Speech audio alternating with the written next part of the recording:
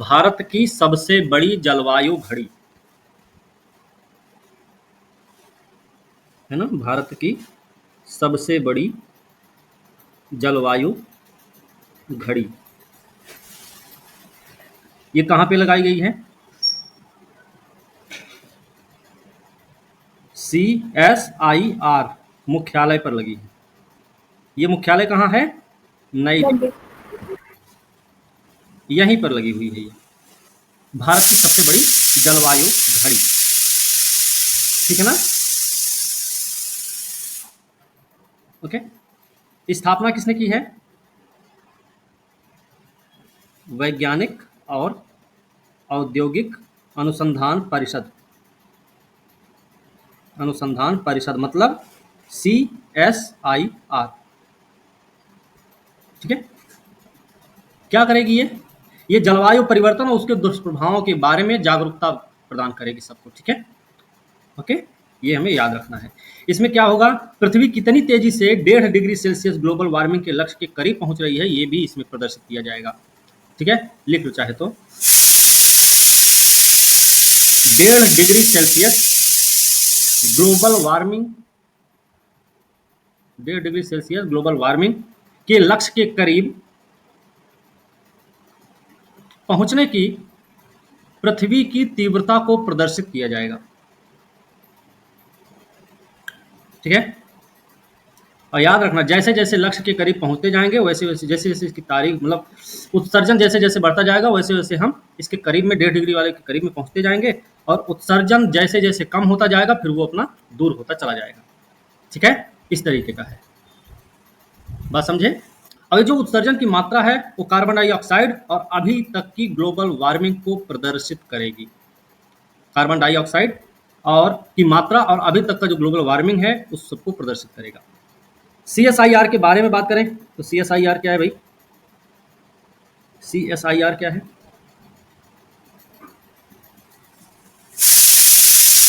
भारत का सबसे बड़ा, भारत का सबसे बड़ा अनुसंधान और विकास संगठन है, अनुसंधान विकास संगठन है। स्थापना कब हुई थी? 1942 में। हेडक्वार्टर कहाँ है? तो नई दिल्ली में, नई दिल्ली में इसका हेडक्वार्टर है। जो प्रधानमंत्री होते हैं वो कौन होते हैं इसके? पदेन अध्यक्ष होते हैं, है ना, प्रधानमंत्री पदेन अध्यक्ष होते हैं। ठीक है। एक चीज और लिख लेना, सोसाइटी पंजीकरण अधिनियम, सोसाइटी पंजीकरण अधिनियम 1860 1860 के तहत एक स्वायत्त निकाय के रूप में पंजीकृत है। वित्त पोषण कौन करता है इसका? विज्ञान प्रौद्योगिकी मंत्रालय, विज्ञान प्रौद्योगिकी मंत्रालय इसका क्या करता है भाई? वित्त पोषण करता है। ठीक है। उद्देश्य भी लिख सकते हैं हम लोग, कहीं भी लिखो उद्देश्य। उद्देश्य क्या है इसका? राष्ट्रीय महत्व से संबंधित, राष्ट्रीय महत्व से संबंधित वैज्ञानिक और औद्योगिक अनुसंधान करना, वैज्ञानिक और औद्योगिक अनुसंधान करना। ठीक है। अभी हाल फिलहाल में ना REC चर्चा में रहा। REC क्या है? ग्रामीण विद्युतीकरण निगम लिमिटेड। ठीक है ना, ग्रामीण विद्युतीकरण निगम लिमिटेड। तो चर्चा में क्यों रहा ये? चर्चा में क्यों था भाई? अभी इसको हरित ऋण मिला है, हरित ऋण प्राप्त हुआ है। कितने का? 60.5 अरब जापानी येन। मतलब हाल में REC के चर्चा में रहने का मूल कारण है इसको 60.5 अरब जापानी येन का हरित ऋण प्राप्त हुआ है। ठीक है ना? ओके। अब किस लिए मिला है ये ऋण? लिख लीजिए, हरित परियोजनाओं को वित्त पोषित करने के लिए, हरित परियोजनाओं को वित्त पोषित करने के लिए, वित्त पोषित करने के लिए। ठीक है। किसने दिया है ऋण ये? ऋण किसने दिया है? SACE, ठीक, SACE द्वारा ऋण दिया गया है। ये क्या है भाई, लिख लीजिए, इटली की निर्यात ऋण एजेंसी है, निर्यात ऋण एजेंसी है ये, ठीक है। जापानी येन में इसको ऋण मिला हुआ, हरित ऋण मिला हुआ है। देने वाली कंपनी SACE है, इसको सेक भी बोल सकते हैं हम लोग। और SACE जो है वो इटली की निर्यात ऋण एजेंसी है, ठीक है। ओके, अब बात करें ग्रामीण विद्युतीकरण निगम लिमिटेड की। ग्रामीण विद्युतीकरण निगम लिमिटेड की, REC, इसकी स्थापना कब हुई है? 1969 में, है ना। ओके, अरे सॉरी, हाँ ठीक है। मुख्यालय कहाँ है, हेडक्वार्टर कहाँ है? नई दिल्ली में, ठीक है। किसके अंतर्गत आता है ये? विद्युत मंत्रालय के अंतर्गत। विद्युत मंत्रालय के अंतर्गत महारत्न, महारत्न श्रेणी का केंद्रीय सार्वजनिक क्षेत्र उद्यम है। महारत्न श्रेणी का केंद्रीय सार्वजनिक क्षेत्र उद्यम है, ठीक है। इसके अलावा इसको लिख लीजिएगा, RBI के साथ NBFC, गैर बैंकिंग वित्त कंपनी, PFI लिख लीजिए, सार्वजनिक वित्तीय संस्थान, और IFC, infrastructure finance company, infrastructure finance company के रूप में पंजीकृत है, ठीक है ना। पूरे भारत में बिजली क्षेत्र के वित्त पोषण, पूरे भारत में बिजली क्षेत्र के वित्त पोषण और विकास पर ध्यान केंद्रित करती है, ठीक है। जिनको वित्त पोषण प्रदान करती है उसमें क्या क्या शामिल होगा? देखो, उत्पादन भी इसमें आता है, पारेषण भी आता है इसी में, ठीक है, पारेषण भी आता है, वितरण भी आता है, नवीकरणीय ऊर्जा, इलेक्ट्रिक वाहन, बैटरी भंडारण और हरित हाइड्रोजन, ये सारे काम इसमें। ऊर्जा के बाद इलेक्ट्रिक वाहन, बैटरी भंडारण, हरित हाइड्रोजन, ठीक है। एक चीज और लिख लेना, नोडल एजेंसी भी है किसी के लिए, लिखिएगा, प्रधानमंत्री सहज बिजली हर घर योजना, प्रधानमंत्री सहज बिजली हर घर योजना, इसको सौभाग्य बोलते हैं, सौभाग्य, ठीक है। इसके अलावा दीनदयाल उपाध्याय ग्राम ज्योति योजना, राष्ट्रीय विद्युत निधि योजना के लिए नोडल एजेंसी है। भारत टीकाकरण कार्यक्रम,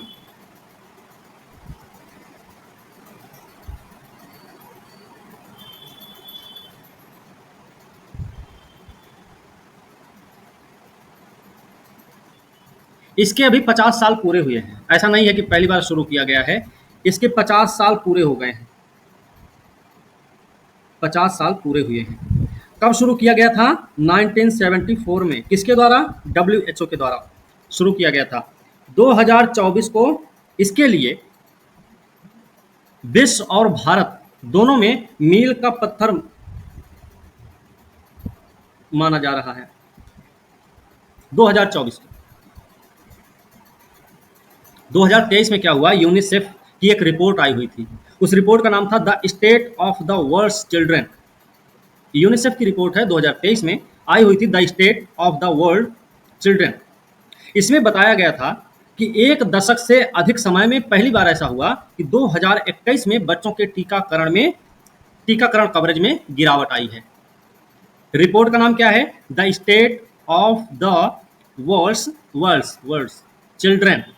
प्रश्न का तरीका कुछ ऐसा भी हो जाए, यूनिसेफ की 2023 में प्रकाशित उस रिपोर्ट का क्या नाम है जिसमें बच्चों के टीकाकरण में 2021 में टीकाकरण कवरेज में गिरावट दर्ज की गई थी। तो नाम क्या है? The state of the world's children. नाम आपको रिपोर्ट का पता होना चाहिए। सर वर्ल्ड की वर्ड्स क्या? WORLDS, world. वर्ड्स। ठीक है ना, ध्यान रखना इसे। The state of world's. हाँ, the state of the world's children 2023 की रिपोर्ट रही है, यूनिसेफ की रिपोर्ट रही है। इसने बताया है कि 2021 में एक दशक से अधिक समय में पहली बार ऐसा हुआ है कि 2021 में बच्चों के टीकाकरण कवरेज में गिरावट दर्ज की गई, गिरावट आई है। ठीक है ना, हमें याद रखना है। ये विस्तारित टीकाकरण कार्यक्रम है क्या? इसको EPI भी बोलते हैं, EPI। ठीक है, इसको EPI भी बोलते हैं। इसके बारे में लिख लेते हैं। 1974 में विश्व स्वास्थ्य संगठन ने इसकी शुरुआत की थी, ये हमको पता चल गया है ना, पहले हम बता दिए हैं। लिखिएगा, हर बच्चे के लिए जीवन रक्षक टीकों की समान पहुंच सुनिश्चित करने के लिए जीवन रक्षक टीकों की समान पहुंच सुनिश्चित करने के लिए एक वैश्विक प्रयास है। चाहे उनकी भौगोलिक स्थिति या सामाजिक आर्थिक स्थिति कुछ भी हो। इसका मतलब यही हुआ, पहाड़ी क्षेत्र में कौन रहा, कौन पठारी, कौन उपजाऊ मैदान, कौन नदी समुद्र के तट के किनारे, समुद्र तटीय क्षेत्र में रह रहा है, उससे कोई लेना देना नहीं है। कौन बिरादरी है, कौन धर्म का है, गरीब है कि अमीर है, गोरा है कि काला है, घुघराले बाल वाला, लंबे बाल वाला है, कोई फर्क नहीं पड़ता। बच्चे के लिए है, बच्चों तक इसकी पहुंच को सुनिश्चित करना है। इसी लक्ष्य के साथ विस्तारित टीकाकरण कार्यक्रम 1974 में शुरू किया गया था विश्व स्वास्थ्य संगठन के द्वारा। ठीक है, अगला पॉइंट लिखिएगा, चेचक उन्मूलन प्रयास की गति को आगे बढ़ाते हुए दुनिया भर में बच्चों के लिए जीवन रक्षक टीकों तक सार्वभौमिक पहुंच प्रदान करने के लक्ष्य के साथ इसकी शुरुआत हुई। जीवन रक्षक टीकों तक सार्वभौमिक पहुंच प्रदान करने के लक्ष्य के साथ इसकी शुरुआत की गई।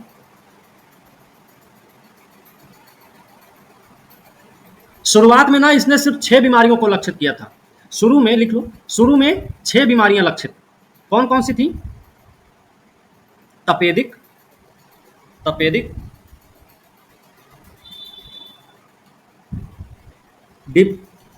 डिप्थीरिया,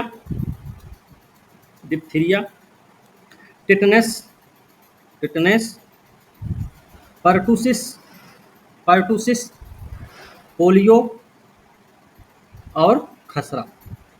शुरुआत में इन्हीं 6 बीमारियों को लक्षित किया गया था। ठीक है, लेकिन आज के समय में देखा जाए तो पूरे जीवन काल में पूरे जीवन काल में 13 टीका, ठीक है, 17 तक की बात हुई है कि 17 टीकों को इसमें शामिल किया जाएगा, लेकिन आज के समय में 13 तक पहुंच सुनिश्चित हो चुकी है। ठीक है ना, 17 में से वर्तमान का जो लक्ष्य है, 17 में से 13 टीकों तक की पहुंच हो चुकी है। ओके, हो गया।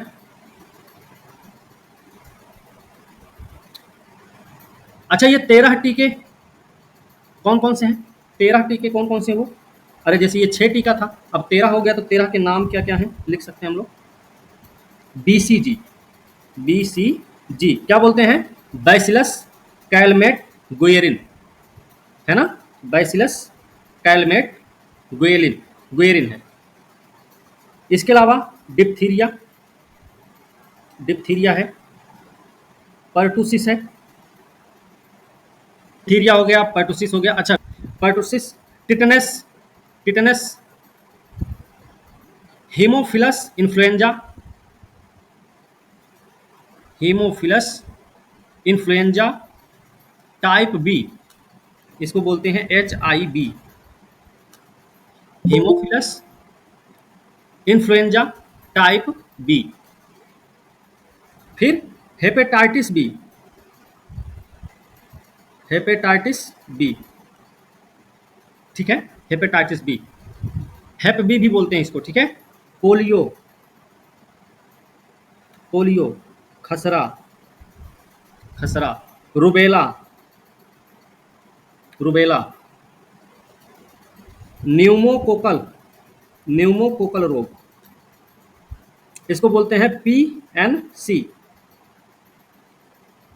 रोटावायरस, इसको रोटा भी बोलते हैं, रोटावायरस को रोटा भी बोलते हैं, ठीक है। Human, human papilloma virus, papilloma virus, इसको बोलते हैं HPV। और एक है COVID-19, ठीक है, COVID-19, ये वयस्कों के लिए है। भारत में टीकाकरण कार्यक्रम की बात कर लें, क्योंकि भारत में टीकाकरण कार्यक्रम की भी बात है, ये तो वैश्विक स्तर पर हो गया। भारत में टीकाकरण कार्यक्रम की अगर बात करें, ये 1978 में शुरू हुआ, ठीक है। 1978 में विस्तारित टीकाकरण कार्यक्रम के रूप में शुरू किया गया भारत में। विश्व स्तर पे WHO के द्वारा 74 में शुरू किया गया है, याद रखना। भारत में 1978 में शुरू किया गया विस्तारित टीकाकरण कार्यक्रम, ओके, ध्यान रखना भाई, लिखिएगा। 1985 में जब इसकी पहुंच शहरी क्षेत्र से परे विस्तारित हुई, 1985 में जब इसकी पहुंच शहरी क्षेत्र से परे विस्तारित हुई, तब इसका नाम सार्वभौमिक टीकाकरण कार्यक्रम रखा गया, ठीक है। 78 में 78 में जो शुरू हुआ था वो विस्तारित टीकाकरण कार्यक्रम था, या फिर हम बोले तो टीकाकरण कार्यक्रम, या सॉरी विस्तारित टीकाकरण कार्यक्रम था। लेकिन जब 85 में ये पूरी तरह से लागू किया गया, तब इसका नाम सार्वभौमिक टीकाकरण कार्यक्रम कर दिया गया। तो आपसे ये भी प्रश्न पूछा जा सकता है, विस्तारित टीकाकरण कार्यक्रम भारत में कब शुरू हुआ, भारत में सार्वभौमिक टीकाकरण कार्यक्रम की शुरुआत कब हुई, तो दोनों आपको पता भी होना चाहिए, ठीक है। लिखिएगा 1992 में, अगला पॉइंट लिखिएगा, 1992 में यह बाल जीवन रक्षा, बाल जीवन रक्षा और सुरक्षित मातृत्व कार्यक्रम का हिस्सा बन गया। कब बना है, 1992 में। 1992 में बाल जीवन रक्षा और सुरक्षित मातृत्व कार्यक्रम का हिस्सा बन गया। 97 में इसे 1997 में इसे राष्ट्रीय प्रजनन और बाल स्वास्थ्य कार्यक्रम के दायरे में शामिल कर लिया गया। याद रखना, 97 में राष्ट्रीय प्रजनन बाल स्वास्थ्य कार्यक्रम के दायरे में शामिल किया गया, 92 में बाल जीवन रक्षा सुरक्षित मातृत्व कार्यक्रम का हिस्सा बन गया था। ये फैक्ट्स आपको पता होने चाहिए। आगे फिर लिखिए अगला पॉइंट लिखिए। 2005 में राष्ट्रीय ग्रामीण स्वास्थ्य मिशन की शुरुआत के बाद 2005 में, देखो ये भी पता हो गया कि 2005 में ही NRHM की शुरुआत हुई थी, है ना, ये भी पता हो गया इसी के साथ साथ, ठीक है। अरे अनन्या फोन रख दो, देख रहे हो इसको, तो लिख लीजिएगा। 2005 में राष्ट्रीय ग्रामीण स्वास्थ्य मिशन की शुरुआत के बाद सार्वभौमिक टीकाकरण कार्यक्रम हमेशा इसका अभिन्न अंग बन गया, ठीक है ना।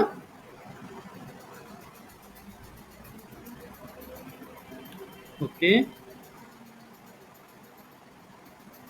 अच्छा, ये सार्वभौमिक टीका कार्यक्रम टीकाकरण कार्यक्रम क्या है? सार्वभौमिक टीकाकरण कार्यक्रम क्या है? यूआईपी जिसको बोलते हैं, यूआईपी सार्वभौमिक टीकाकरण कार्यक्रम, यूनिवर्सल इम्यूनाइजेशन प्रोग्राम। लिखिएगा। बच्चों को जीवन घातक स्थितियों से बचाने के लिए, बच्चों को जीवन घातक स्थितियों से बचाने के लिए प्रमुख हस्तक्षेपों में से एक है। हो गया? ओके, अगला पॉइंट लिखिएगा। बचाने के लिए, बचाने के लिए प्रमुख हस्तक्षेपों में से एक है। अगला पॉइंट लिखिएगा। यह सार्वजनिक स्वास्थ्य कार्यक्रम में से एक, लिखिएगा, सबसे बड़े सार्वजनिक स्वास्थ्य कार्यक्रमों में से एक सालाना मतलब एक साल में सालाना लगभग 2.67 करोड़ नवजात शिशु और 2.9 करोड़ गर्भवती महिलाओं को लक्षित करता है। ठीक है?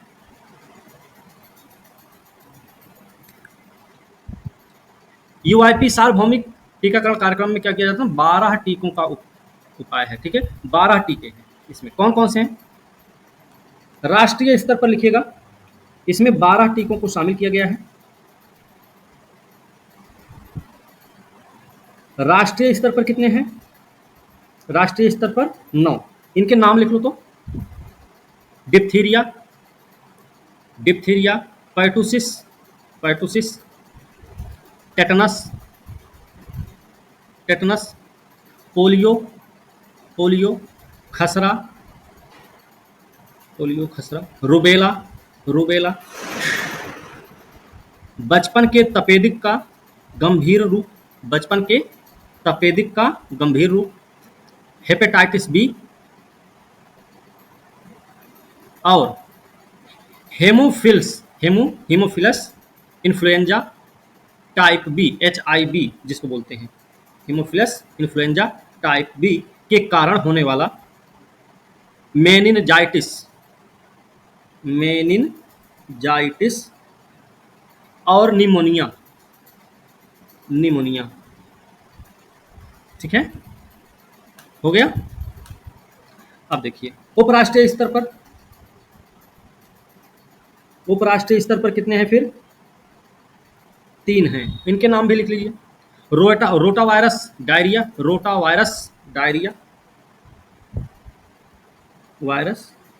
डायरिया, न्यूमोकोकल निमोनिया और जापानी एन्सेफ्लाइटिस।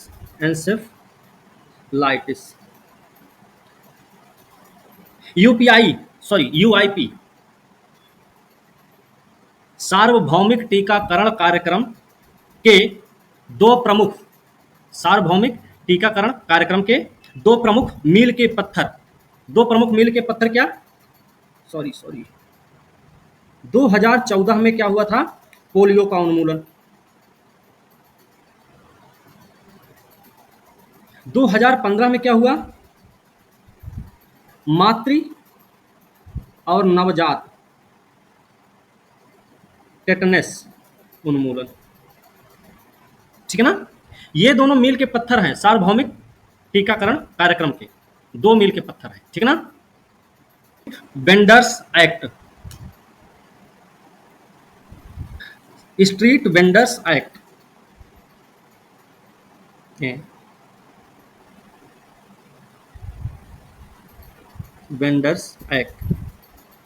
ये नया टॉपिक आपका। ये अधिनियम कब आया था? इसका अधिनियम का पूरा नाम लिख लो।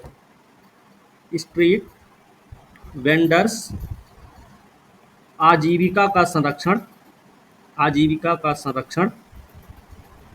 और स्ट्रीट वेंडिंग का विनियमन अधिनियम 2014।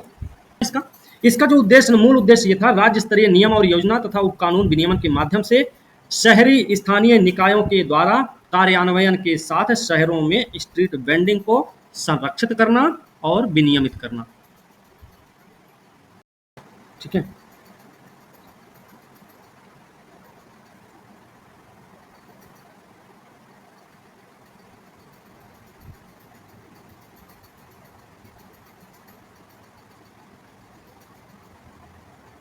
कब शुरू किया गया इसको 1 जून 2020 को, है ना। 1 जून 2020 को शुरू हुआ था। किसके द्वारा? आवास और शहरी मंत्रालय द्वारा। ठीक है। केंद्रीय क्षेत्रक योजना है, ये भी ध्यान रखो, केंद्रीय क्षेत्रक योजना है। उद्देश्य क्या है इसका? उद्देश्य क्या है क्या? लगभग लिख लीजिए, लगभग 50 लाख स्ट्रीट वेंडर्स को, लगभग 50 लाख स्ट्रीट वेंडर्स को उनके व्यवसायों को फिर से शुरू करने के लिए, उनके व्यवसायों को फिर से शुरू करने के लिए संपार्श्विक संपार्श्विक मुक्त कार्यशील पूंजी ऋण की सुविधा प्रदान करना।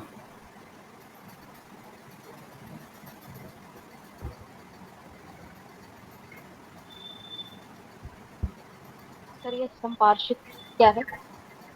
इसमें क्या है ना, 1 साल के लिए 10,000 रुपया ऋण दिया जाएगा। ठीक है, बस समझे, 1 साल के लिए 10,000 रुपया ऋण दिया जाएगा। इसका भुगतान अगर कर दिया जाता है समय से, तो फिर इनको 20,000 का भी मिलेगा ऋण। ठीक है, और 50,000 तक का भी इनको ऋण मिल सकता है। ठीक है। ये पात्रता। इसमें एक चीज़ और याद रखना है, जैसे नियमित पुनर्भुगतान की बात करें थे ना, तो नियमित पुनर्भुगतान को प्रोत्साहित करने के लिए इन्होंने क्या किया है, प्रतिवर्ष 7% की दर से ब्याज सब्सिडी की सुविधा भी प्रदान की है।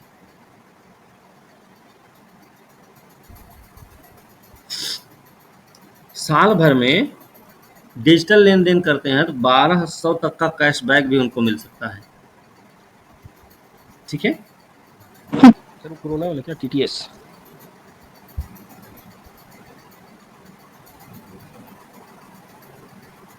थ्रोम्बोसिस, थ्रोम्बोसाइटोपेनिया,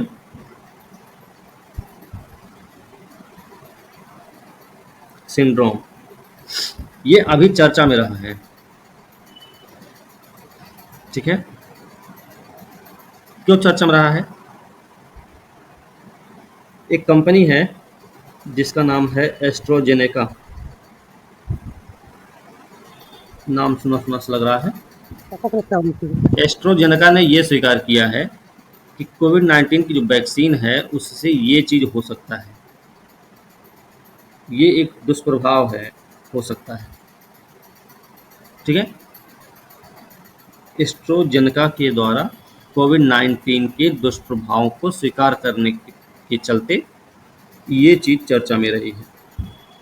ठीक है, ये होता क्या है, लिखिएगा, इसमें रक्त के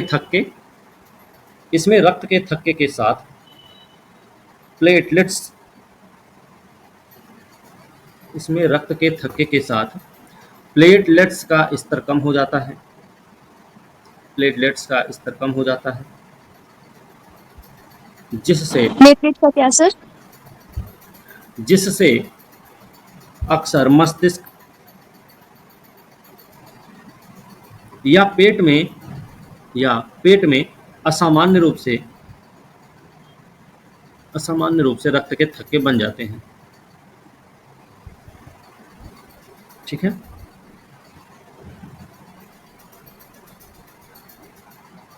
हो गया।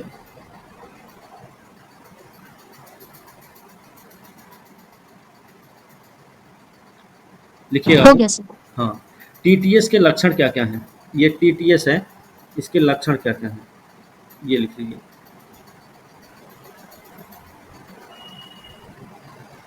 गंभीर या लगातार सिर दर्द, धुंधली दृष्टि, सर एक मिनट। सर लगातार सिर दर्द, धुंधली दृष्टि, धुंधली दृष्टि,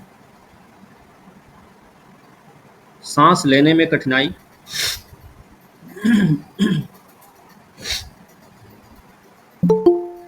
है ना, सांस लेने में कठिनाई, छाती में दर्द, छाती में दर्द, पैर में सूजन, पैर में सूजन, लगातार पेट दर्द,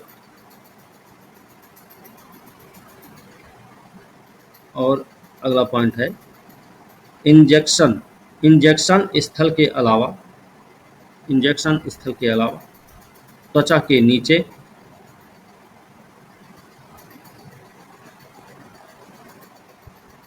के नीचे छोटे छोटे खून के धब्बे दिखाई देना।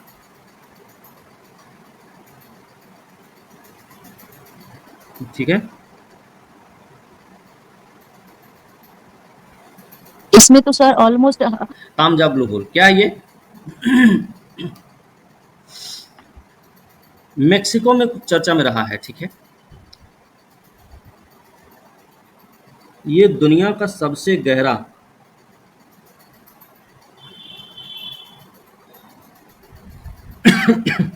ब्लू होल है,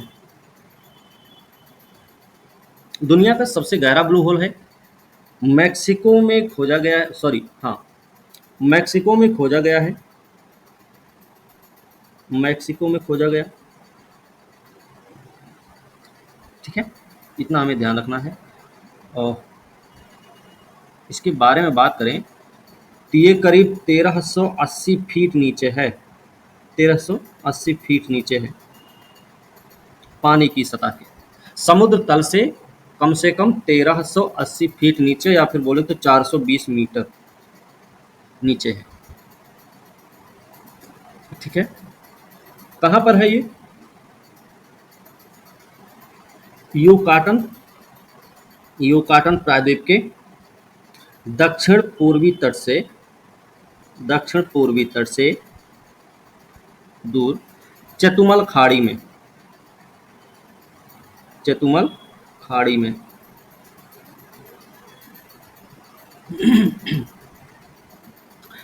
इससे पहले एक पता चला था 2021 में, 2021 में जो पता चला था दक्षिण चीन सागर में है वो संशा योंगले ब्लू होल। 2021 में खोज हुई थी संशा योंगले ब्लू होल, इसको ड्रैगन होल भी बोलते हैं, ड्रैगन होल बोलते हैं, और ये दक्षिणी चीन सागर में स्थित है। ठीक है, ये ब्लू होल क्या होते हैं फिर? ब्लू होल क्या होते हैं भाई?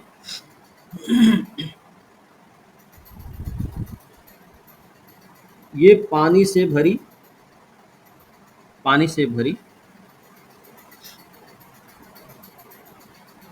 खड़ी गुफाएं या सिंक होल हैं। ठीक है, सिंक होल हैं। कहाँ पर पाए जाते हैं ये? जहाँ पर आधार चट्टान घुलनशील पदार्थ जैसे चूना पत्थर, संगमरमर, जिप्सम से बनी होती है। ठीक ना, लिख लीजिए। ये उन क्षेत्रों में पाए जाते हैं जहाँ पर आधार चट्टान घुलनशील पदार्थ, घुलनशील पदार्थ जैसे चूना पत्थर, चूना पत्थर,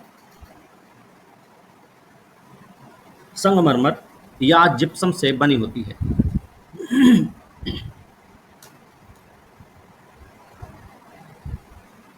ठीक है, अगले पॉइंट में लिख सकते हैं ये उस समय बनते हैं, ये उस समय बनते हैं जब जब सतह पर मौजूद पानी चट्टान से होकर रिसता है,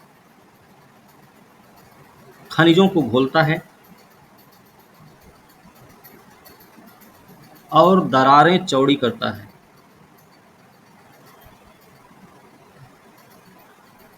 जिससे चट्टान ढह जाती है ना। कुछ उदाहरण लिख लीजिए, ब्लू होल्स के उदाहरण लिख लीजिए कुछ।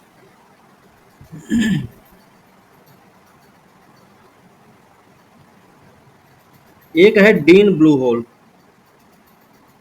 डीन ब्लू होल कहाँ पे है ये? बहामास में, ठीक है।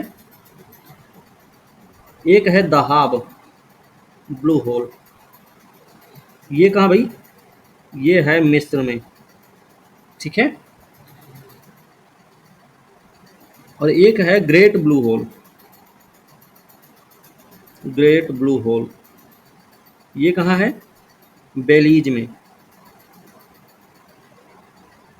बेलीज में, ठीक है। हो गया।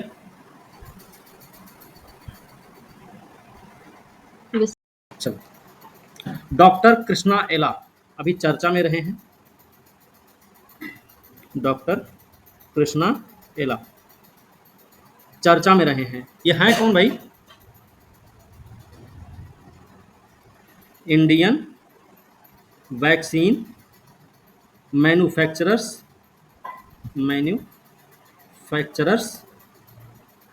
एसोसिएशन के अध्यक्ष बनाए गए हैं, इसलिए इनका नाम चर्चा में रहा है, ठीक है। ये जो रहेंगे कब से कब तक? तो 2024 से 2026 तक, 2026 तक रहेंगे। आदार पूनावाला की जगह पर इनको नियुक्त किया गया है, कि जगह पर आए हुए हैं, ये याद रखना है। अभी ये क्या है? भारत बायोटेक के कार्यकारी अध्यक्ष हैं और सह संस्थापक हैं ये, ठीक ना। ये भी याद रखने की ज़रूरत है। अब बात करें इंडियन वैक्सीन मैन्युफैक्चरर्स एसोसिएशन, या फिर बोल सकते हैं भारतीय वैक्सीन निर्माता संघ। ये क्या है? इसको हम IVMA बोल सकते हैं, शॉर्ट नेम इसका है। एक एनजीओ टाइप का है, पहली बात तो ये याद रखना, गैर सरकारी संगठन है। 2010 में इसकी स्थापना हुई थी, किसके द्वारा? निजी क्षेत्र के सदस्यों द्वारा स्थापित हुआ है, ठीक है। याद रखना, वैक्सीन विनिर्माण क्षेत्र में नेटवर्किंग सर्वसम्मति निर्माण के लिए एक मंच प्रदान करता है। उद्देश्य हम लिख सकते हैं, इसका उद्देश्य क्या है? उद्देश्य हमको पता होना चाहिए, क्या है ये? लिख लीजिए, भारत के लोगों की स्वास्थ्य संबंधी जरूरतों को पूरा करने का प्रयास। भारत के लोगों की स्वास्थ्य संबंधी जरूरतों को पूरा करने का प्रयास। एक और पॉइंट लिख लीजिए, एक मजबूत और अत्याधुनिक वैक्सीन विनिर्माण क्षेत्र सुनिश्चित करना। मजबूत और अत्याधुनिक वैक्सीन विनिर्माण क्षेत्र सुनिश्चित करना इसका उद्देश्य है, ठीक ना। अब बात करेंगे आयुष्मान भारत दिवस। ये क्या है भाई? कब मनाया गया था? 30 अप्रैल को ये मनाया गया था, 30 अप्रैल को मनाया गया था, याद रखना है। कब मनाया जाता है? प्रतिवर्ष मनाया जाता है, पहली बात तो ये याद रखना है। और अप्रैल के आखिरी दिन मनाया जाता है, अप्रैल के आखिरी दिन मनाया जाता है। आखिरी दिन बोले या 30 अप्रैल बोले, क्योंकि 31 का तो होता नहीं, या फरवरी 28 या 29 तो होता नहीं है ना। उद्देश्य क्या है? आयुष्मान भारत दिवस है, तो आयुष्मान भारत योजना के बारे में जागरूकता फैलाना इसका उद्देश्य है। आयुष्मान भारत योजना के बारे में जागरूकता फैलाना। अब बात करें आयुष्मान भारत योजना क्या है, इसकी बात की जाए शुरुआत हुई थी 2018 में, ठीक है।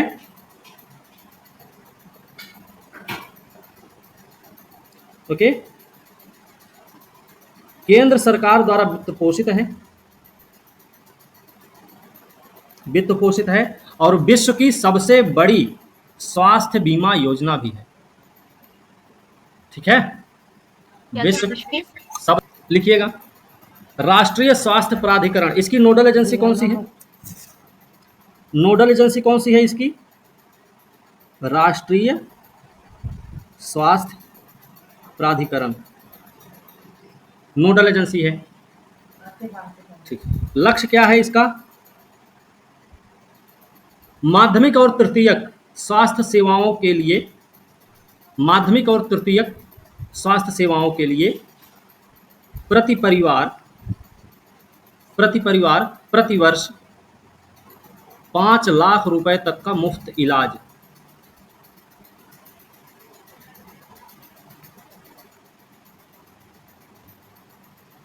ठीक है। पात्रता की बात करें, पात्रता का आधार क्या तय किया गया है? 2011 की जनगणना, ठीक है। ये याद रखना, सामाजिक आर्थिक जातिगत जनगणना, सामाजिक आर्थिक जातिगत जनगणना, ठीक है। 2011 को आधार बनाया गया। एक चीज और याद रखना, परिवार के आकार, आयु और लिंग पर कोई लिमिटेशंस नहीं है, ठीक है। ध्यान रखना, ना तो किसी आकार, परिवार के आकार से कोई लेना देना है, ना तो किसी लिंग से कोई लेना देना है, ना तो किसी आयु से लेना देना है, ठीक है। स्पेशल कुछ नहीं है, सबके लिए है ये, ठीक है। इसका लाभ पूरे देश में किसी भी सार्वजनिक या निजी सूचीबद्ध अस्पताल में उठाया जा सकता है। मतलब इसको सार्वजनिक अस्पताल में भी फायदा ले सकते हैं इसका, और निजी हॉस्पिटल में भी इसका फायदा उठाया जा सकता है, ठीक है ना। यह पूरी तरह से सरकार द्वारा वित्त पोषित योजना है, वित्त पोषित योजना है, जिसकी कार्यान्वयन लागत केंद्र और राज्य सरकारों की है, केंद्र और राज्य सरकारों, ठीक है। कार्यान्वयन लागत केंद्र और सरकार के बीच में रहती है, ठीक है, केंद्र और राज्य सरकार के बीच में। अब अगर देखें, राज्य और विधायिका वाले केंद्र शासित प्रदेश जो हैं, विधायिका वाले यूटीज जितने हैं, यहाँ का रेशियो है 60:40 का। मतलब 60% खर्च करेगी केंद्र सरकार, 40% का वहन करना पड़ेगा राज्य और विधायिका वाले केंद्र शासित प्रदेशों को। विधायिका वाले केंद्र शासित प्रदेश का मतलब दिल्ली, पुडुचेरी, जम्मू कश्मीर, है ना। बात समझ में आ रही है? विधायिका वाले यही 3 ही यूटीज है ना भाई, तो हमें ये चीज याद रखना है, ठीक है। लेकिन हिमालयी राज्य, पूर्वोत्तर और हिमालयी राज्य कितना है? 90:10, 90:10 का अनुपात है इसमें, क्योंकि जम्मू कश्मीर एक पहाड़ी राज्य भी है यूटी होने के साथ साथ। तो जम्मू कश्मीर को इस वाली श्रेणी में नहीं शामिल किया गया, उसको हिमालयी राज्य की श्रेणी में शामिल किया गया है, ठीक है ना। बात समझे? तो यहाँ पे 90 और 10 का अनुपात है, ठीक है। तो सर पर राज्य और विधायिका वाली यूटी में फिर सिर्फ 2 ही आएंगे ना? दिल्ली सिर्फ और 2 पुडुचेरी? आएंगे, दिल्ली और पुडुचेरी आएगा बस, ठीक है। और बिना विधायिका वाले जो यूटीज हैं, बिना विधायिका वाले यूटी जो हैं, वहाँ का क्या है? यूटीज के लिए 100% केंद्र सरकार यहाँ पे वहन करेगी, 100% केंद्र सरकार वहन करेगी, ठीक है। ऐसे गोल करके जो जाएगी, जो धनुषाकार में जाएगी ऐसे, ये क्या है? बैलिस्टिक क्रूज मिसाइल, ऐसे जाएगी, सीधे ऐसे गिर जाएगी, ठीक है। ये है क्रूज, ये है बैलिस्टिक, याद रखना इसको। अंतर दोनों में यही है, मेन अंतर यही है, ठीक है। बाकी उनके ईंधन में थोड़ा बहुत अंतर है, ईंधन में विशेष अंतर। रैमपेज मिसाइल है भाई, रैमपेज मिसाइल, ये क्या है? इसको अभी भारतीय वायुसेना और नौसेना दोनों में शामिल किया गया है, वायु और नौसेना में शामिल किया गया इसको। इनके बेड़े में इसको शामिल किया गया है अभी हाल फिलहाल में। कहाँ विकसित की गई है? तो इजराइल में विकसित हुई है, इजराइल में विकसित की गई है। स्वदेशी तकनीक पर नहीं होगी, इतना तो कन्फर्म है, इजराइल में बनी है तो, है ना। इसे हाई स्पीड लो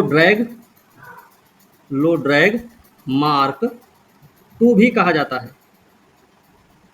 मिसाइल। ठीक है, विशेषता की बात करें इसकी विशेषता क्या है, लिख सकते हैं लंबी दूरी से। ये एक चीज और याद रखना इसके बारे में, ये सुपरसोनिक है, सुपरसोनिक है ये। ठीक है, लिखिएगा लंबी दूरी से हवा से जमीन पर, लंबी दूरी से हवा से जमीन पर मार करेगी। रेंज क्या है इसकी? 250 किलोमीटर, 250 किलोमीटर भेजने में सक्षम है। और याद रखना ये डिफेंस सिस्टम से छुपकर वार कर सकती है, डिफेंस सिस्टम से छुपकर हमला कर सकती है।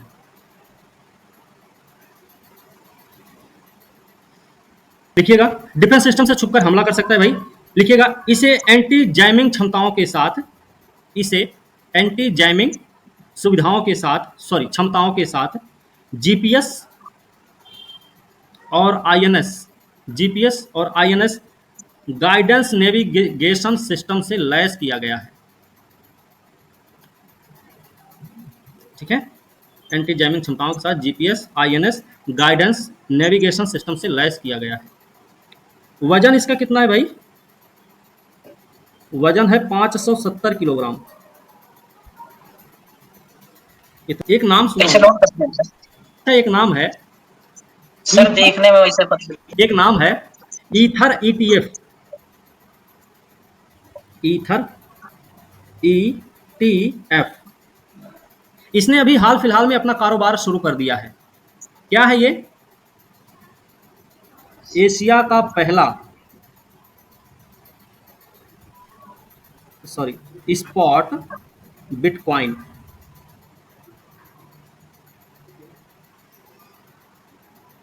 ठीक है, लिख लीजिएगा इसे भाई। किसने इसको मंजूरी दी चलाने के लिए? हांगकांग ने मंजूरी दी है।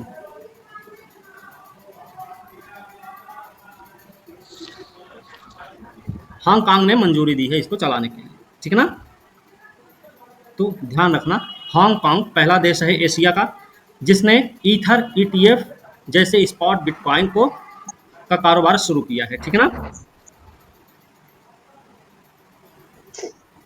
याद रखना 2024 में ही, लिख लीजिए 2024 में ही अमेरिका द्वारा विश्व के पहले बिटकॉइन ईटीएफ को मंजूरी दी गई थी, ईटीएफ को मंजूरी दी गई थी। तो 2024 में अमेरिका द्वारा ईटीएफ की शुरुआत की गई थी, विश्व का पहला ईटीएफ शुरू किया गया है। ठीक है ना, याद रखना इस बात को। बिटकॉइन एक क्रिप्टो करेंसी है, इसके बारे में हम सबको पता है। क्रिप्टो करेंसी लिखिएगा क्या है, क्रिप्टो करेंसी लिखिएगा क्या है भाई?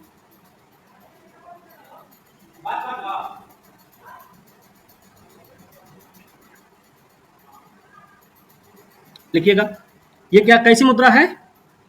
डिजिटल या आभासी मुद्रा है ये। ठीक है, ये कंप्यूटर एल्गोरिदम पर काम करती है, कंप्यूटर एल्गोरिदम पर कार्य करता है ये, है ना।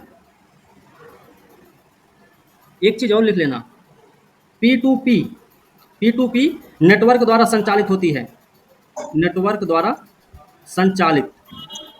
P2P क्या है इसमें? अब पीयर टू पीयर संचालित होती है। इस पीयर टू पीयर को बोलते हैं ब्लॉकचेन तकनीक, ब्लॉकचेन तकनीक इसको बोलते हैं, ध्यान रखना इसे। स्वरूप कैसा है इसका? स्वरूप विकेंद्रीकृत होता है, स्वरूप इसका विकेंद्रीकृत होता है, ये ध्यान रखना।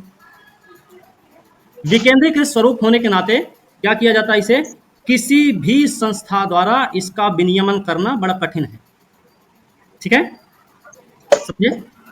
विकेंद्रीकृत स्वरूप होने के कारण किसी भी संस्था के द्वारा इसका विनियमन करना कठिन है। जैसे सर विकेंद्रीकृत स्वरूप होने के ठीक है, एग्जाम्पल लिख लो, bitcoin, bitcoin, ethereum, ethereum, Litecoin, examples हैं, ये उदाहरण हैं।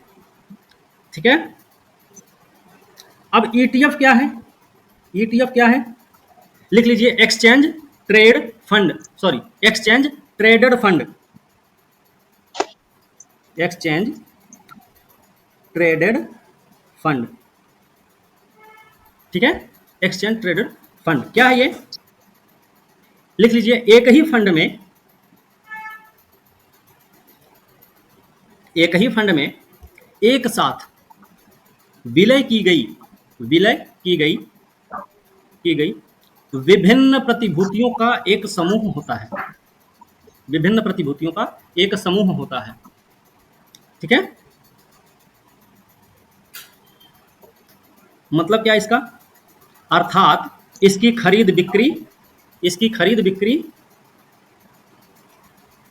स्टॉक एक्सचेंजों में, स्टॉक एक्सचेंजों में सूचीबद्ध, सूचीबद्ध शेयरों की तरह की जाती है, शेयरों की तरह की जाती है। ठीक है, वो चलिए सर वो निकल गया। दिवस भी लिख लेते हैं। मजदूर लेबर डे 1 मई था ना। हाँ, 1 मई, 1 मई को मनाया जाता है मजदूर दिवस। ठीक है, क्या इसका कारण क्या था? लिख लीजिए तो 1884 में, 1884 में अमेरिका और कनाडा की, अमेरिका और कनाडा की ट्रेड यूनियन के संगठन, ट्रेड यूनियन के संगठन federation of organised, federation of organised trades and labour union, trades and labour union ने घोषित किया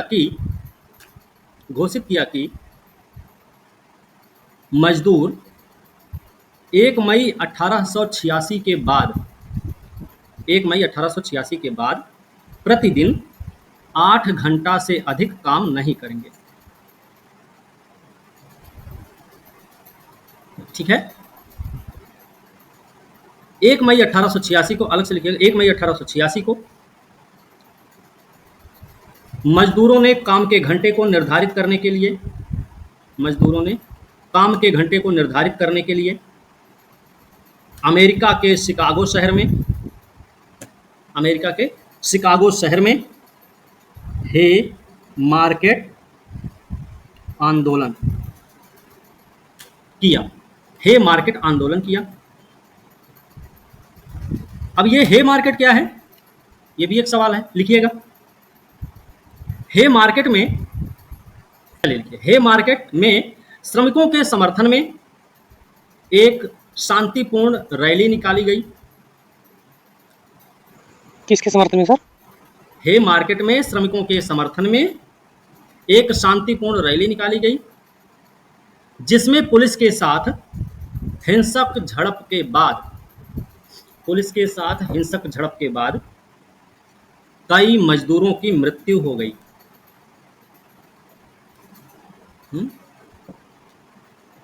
हिंसक, वो पुलिस के साथ हिंसक झड़प के बाद कई मजदूरों की मृत्यु हो गई। जुलाई 1889 में, 1889 लिखना है, ठीक है। जुलाई 1889 में Europe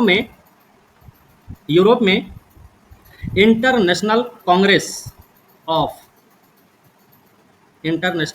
Congress of socialist parties द्वारा एक प्रस्ताव पारित किया गया, जिसमें 1 मई को अंतर्राष्ट्रीय मजदूर दिवस या मई दिवस के रूप में मनाए जाने की घोषणा की गई। तो पहला मजदूर दिवस कब मनाया गया भाई? पहला मजदूर दिवस 1 मई 1890 को मनाया गया। ठीक है, ये तो विश्व में मनाया गया। विश्व में क्या? वैश्विक स्तर पर ही। ठीक है, भारत में पहली बार कब मनाया गया? भारत में पहली बार कब मनाया गया? 1923 में। 1923 में भारत में पहली बार मनाया गया। किसके द्वारा मनाया गया? लेबर किसान पार्टी ऑफ हिंदुस्तान द्वारा। कहां पर मनाया गया? चेन्नई में मनाया गया। ठीक है ना, चेन्नई में मनाया गया है। हो गया?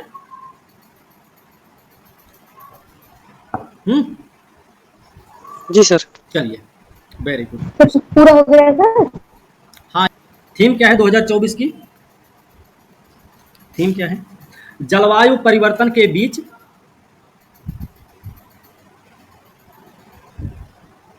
जलवायु परिवर्तन के बीच काम की जगह पर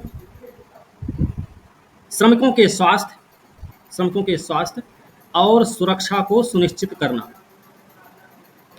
ठीक है, हो गया? हो गया ना? अगला टॉपिक है आपका गोल्डमैन पर्यावरण पुरस्कार 2024 किसको दिया गया है? ये आलोक शुक्ला को दिया गया। आलोक शुक्ला को दिया गया है, ये चुना गया है फिलहाल अभी। ठीक है, आलोक शुक्ला है कौन? ये भी लिख लो। प्रसिद्ध पर्यावरण कार्यकर्ता हैं, पर्यावरण कार्यकर्ता हैं ये। और क्या है? छत्तीसगढ़ बचाओ आंदोलन के संयोजक भी हैं। ठीक है ना, लिख लीजिएगा। इन्होंने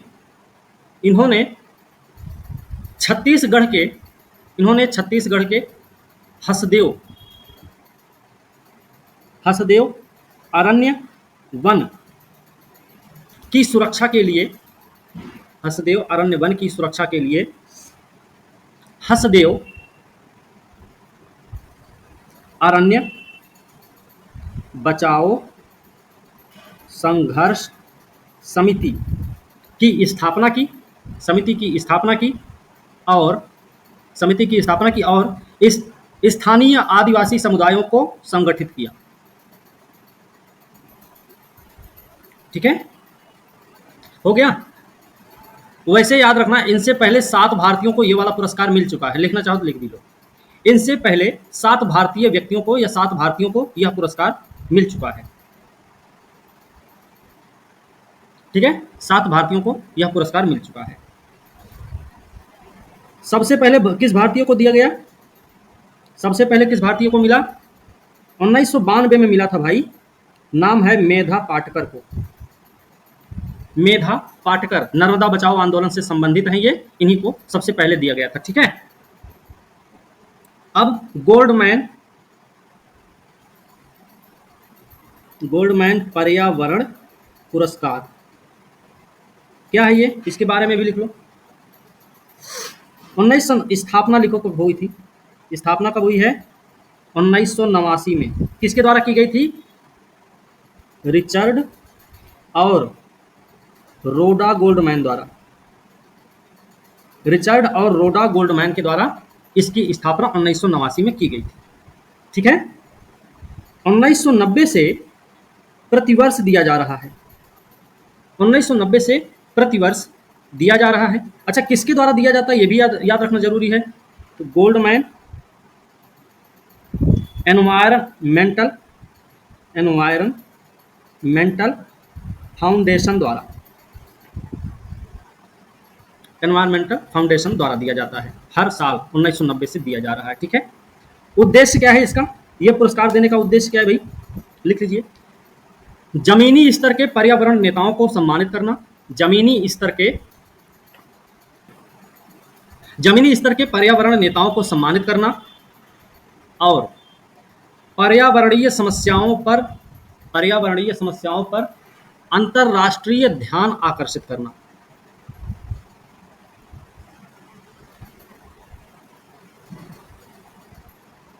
हो गया? अंतरराष्ट्रीय बात क्या सर? अंतर्राष्ट्रीय ध्यान आकर्षित करना।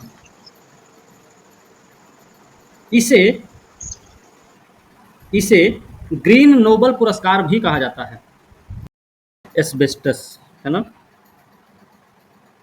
चर्चा में क्यों रहा है?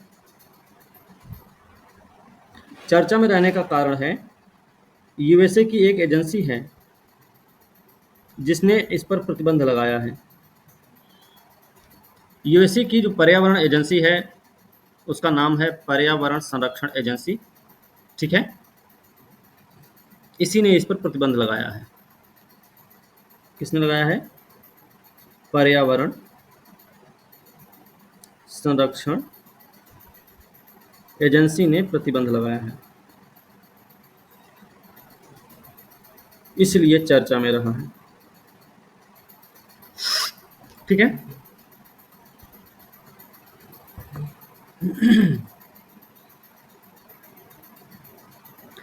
एस्बेस्टस एक समान गुण का होता है, लेकिन एक विशिष्ट गुणों वाले 6 सिलिकॉन खनिजों के समूह के लिए एक सामान्य सा शब्द होता है, ठीक है? रेशा और फाइबर से बना एक मुलायम और रोएदार पदार्थ। लिख लीजिए तो यह सूक्ष्म रेशों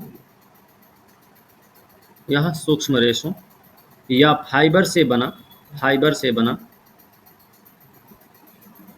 एक मुलायम और रोएदार पदार्थ है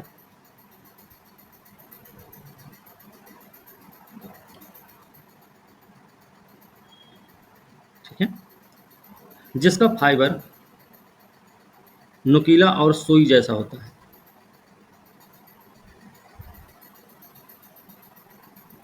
ठीक है, 2 उपसमूह होते हैं, एक होता है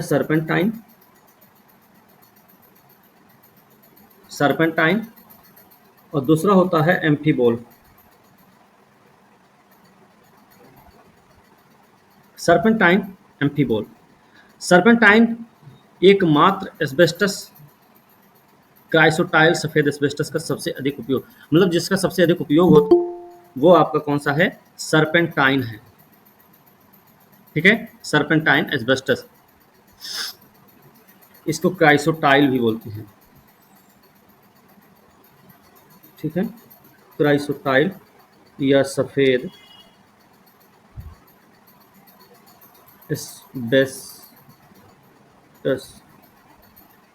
एस्बेस्टस। इसका उपयोग कहाँ करते हैं? व्यापक उपयोग देखा जाएगा तो ये निर्माण क्षेत्र में और अग्निरोधक उत्पाद मशीनरी पार्ट्स में इसका उपयोग किया जाता है व्यापक रूप से। किसमें हो रहा है उपयोग इसका? व्यापक उपयोग निर्माण, अग्निरोधक उत्पाद और मशीनरी पार्ट्स, है ना? इन सब में इसका यूज किया जाता है। इसके अग्निरोधक क्या है सर? भौतिक गुण क्या है इसके?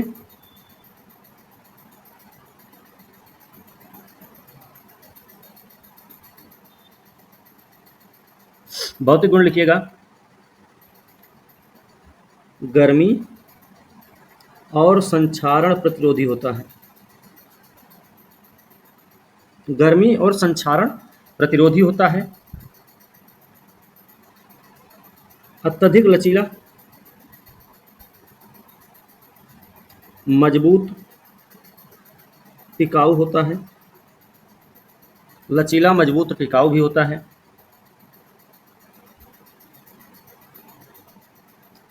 बहुत अधिक तापमान पर भी ज्वलनशील नहीं होता।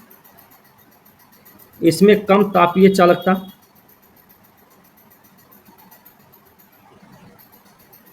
कम तापीय चालकता और बिजली के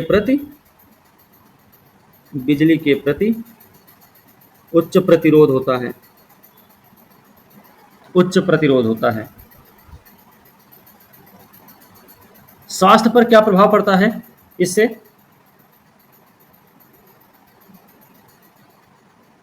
इसका स्वास्थ्य पर क्या प्रभाव है भाई?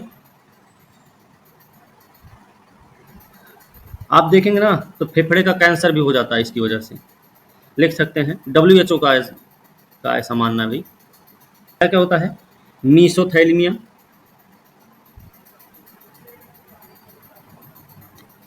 मीसोथैलियोमा है, सॉरी, मीसोथैलियोमा, लॉरेंजियल कैंसर, लॉरेंजियल कैंसर, डिम्ब ग्रंथि कैंसर, डिम्ब ग्रंथि कैंसर, फेफड़ा कैंसर,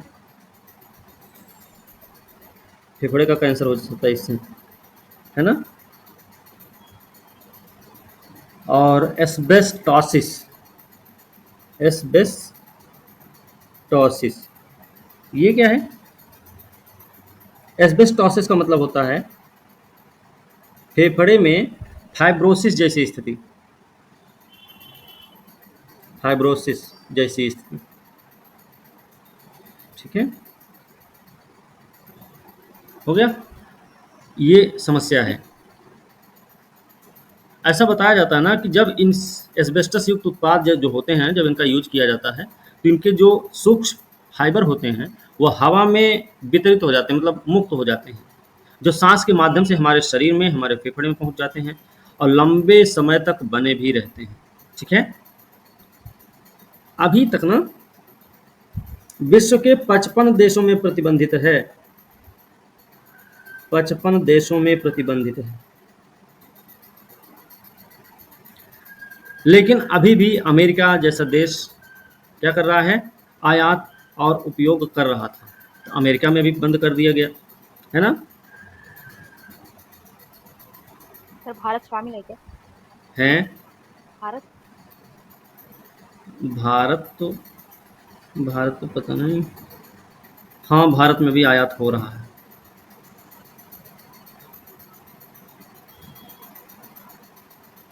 ठीक है।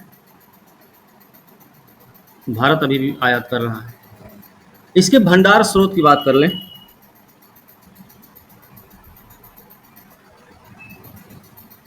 भंडार स्रोत की अगर बात करें तो वैसे ये प्राकृतिक रूप से पाए जाते हैं, पूरी दुनिया में प्राकृतिक रूप से मिलते हैं,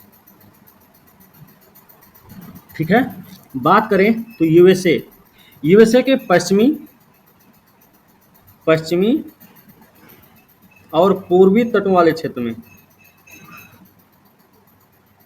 तटों वाले राज्यों में सबसे अधिक भंडार हैं, सबसे अधिक भंडार हैं। और भारत के बारे में अगर बात करेंगे, भारत आपूर्ति कैसे करता है? आयात करके, है ना, आयात के माध्यम से। कहाँ से मंगवाता है ये? रूस, कजाकिस्तान, ब्राज़ील, चीन से आयात करके अपनी आवश्यकता पूरी करता है, ठीक है। अभी हम सफ़ेद, अच्छा, ये सफ़ेद एस्बेस्टस क्या होता है? अभी हम नाम लिए थे ना, सफ़ेद एस्बेस्टस, पिस्टोटाइल को ही कहा जाता है। एस्बेस्टस है, हाँ वही चीज़। क्या होता है ये एस्बेस्टस का सबसे आम रूप है, आम रूप है, तो इसको सबसे आम रूप माना जाता है। इसके बारे में हम लिख सकते हैं, यह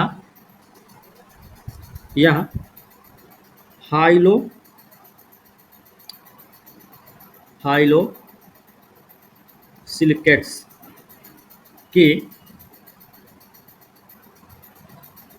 सरपेंटाइन उपसमूह में एक मुलायम एक मुलायम रेशेदार सिलिकेट खनिज है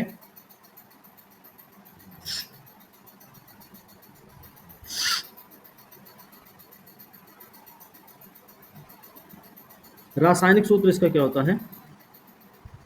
Mg3 Si2O OH4, ठीक है, ये इसका रासायनिक सूत्र होता है। इसका उपयोग कहाँ किया जाता है?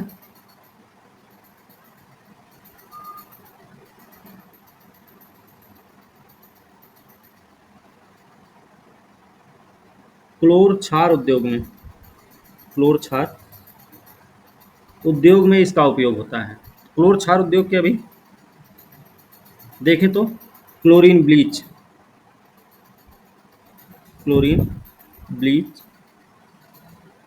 कास्टिक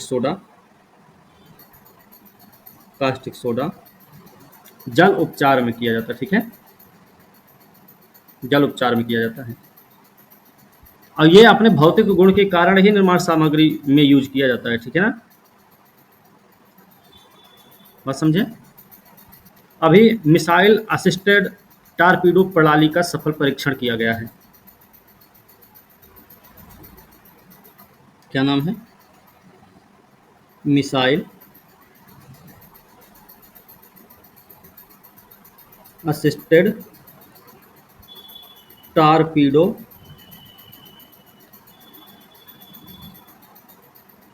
प्रणाली का सफल परीक्षण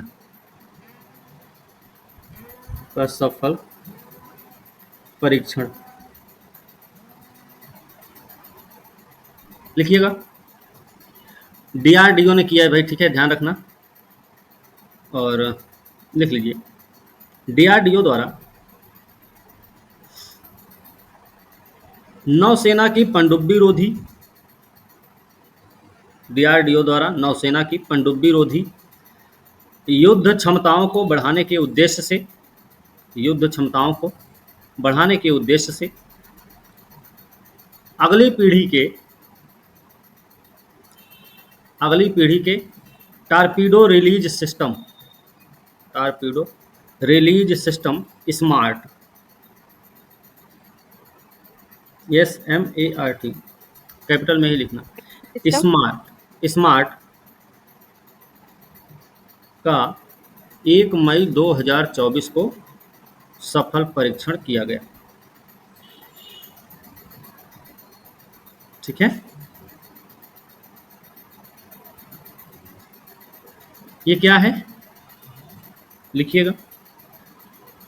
अगली पीढ़ी की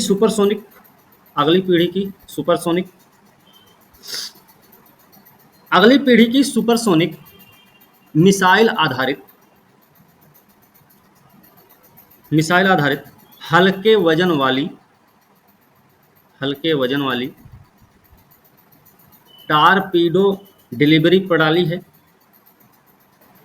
ठीक भाई, टारपीडो डिलीवरी प्रणाली है, ठीक है ना। मतलब ये एक डिलीवरी प्रणाली है। इसको भारतीय नौसेना क्या करेगी? पनडुब्बी रोधी युद्ध क्षमता को पारंपरिक सीमा से कहीं अधिक बढ़ाने के लिए डिजाइन किया गया है।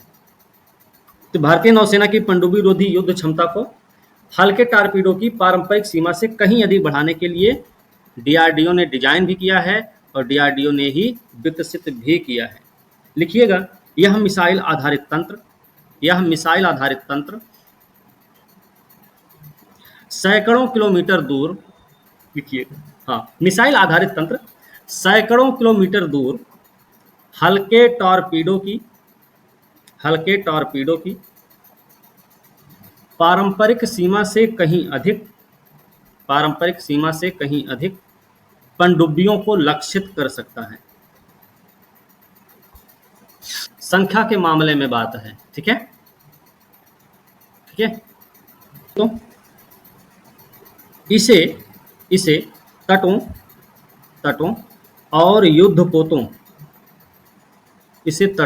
युद्धपोतों से लॉन्च किया जा सकता है। मतलब तटों पे खड़ा करके भी लॉन्च किया जा सकता है और चाहे तो युद्ध पोत पर भी खड़ा करके युद्ध पोत से भी लॉन्च कर सकते हैं। चलिए ये हो गया।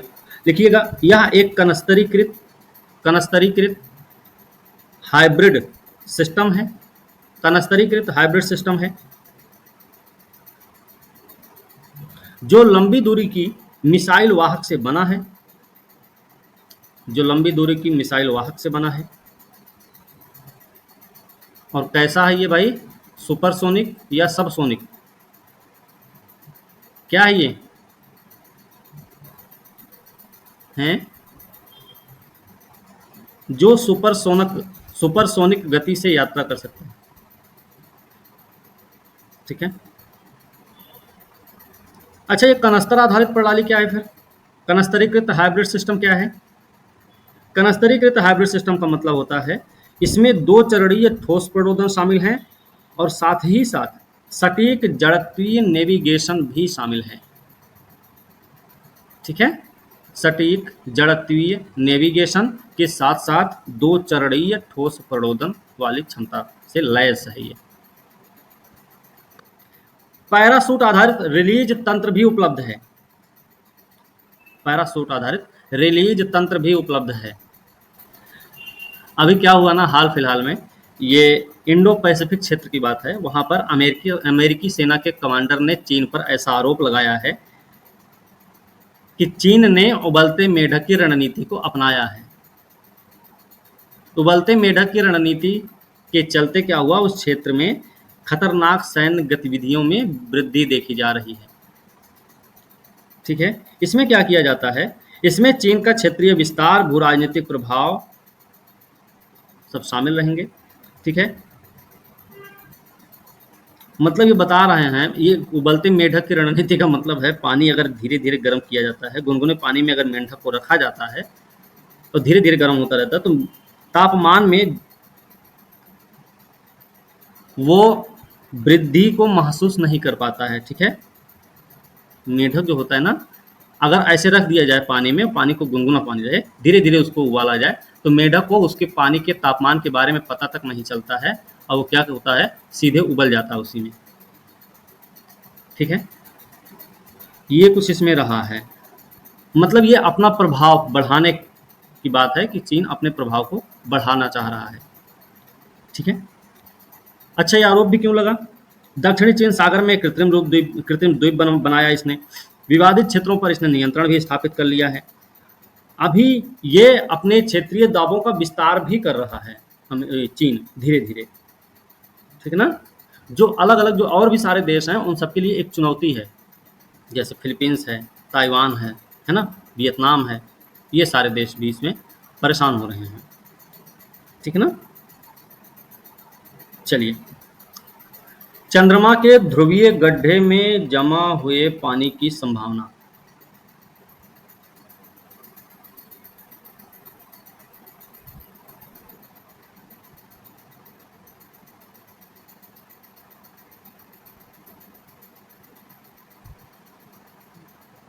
जमा हुए पानी की संभावना।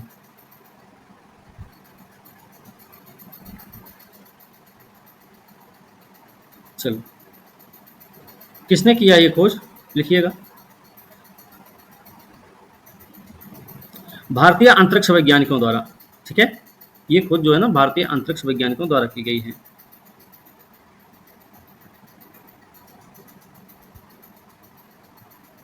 वो भी कौन है अंतरिक्ष वैज्ञानिक, जो भारतीय अंतरिक्ष वैज्ञानिक वो कौन है? अंतरिक्ष इसरो के अंतरिक्ष अनुप्रयोग केंद्र के वैज्ञानिक हैं। ठीक है, इसरो के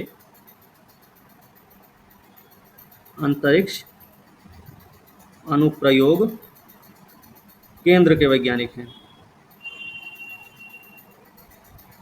ठीक है,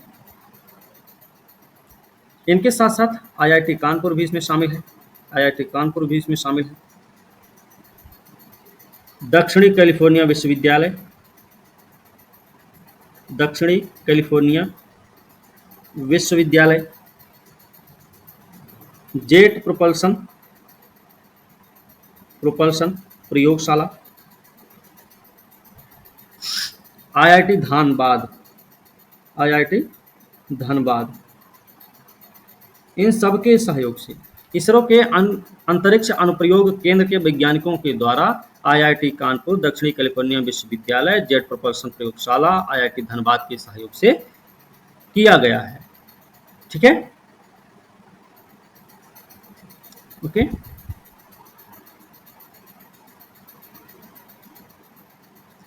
ठीक है भाई, ध्यान रखना। इससे क्या होगा, देखिए ये जो अनुसंधान हुआ ना, अनुसंधान से जो बात पता चली है, इससे लिखिएगा, इससे बर्फ का नमूना लेने या खुदाई करने के लिए चंद्रमा पर ड्रिलिंग भविष्य के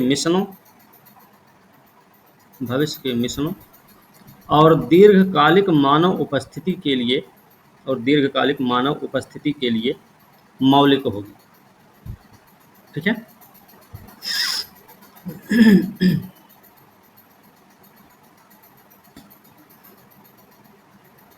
एक और पॉइंट लिख सकते हैं, उत्तरी ध्रुवीय क्षेत्र में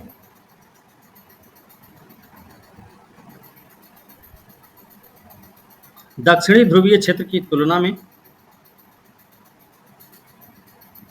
पानी 2 गुना है। एक और पॉइंट लिख लीजिएगा, यह अध्ययन चंद्रमा पर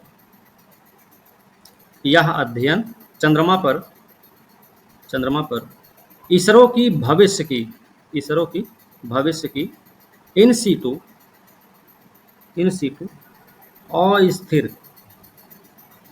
अस्थिर अन्वेषण योजनाओं का समर्थन करने के लिए भी महत्वपूर्ण है। अभिनेता रणदीप हुड्डा को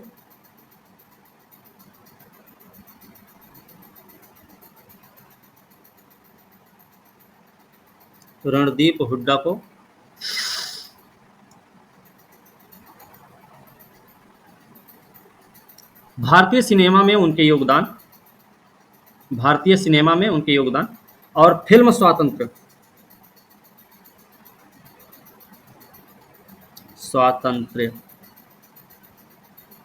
वीर सावरकर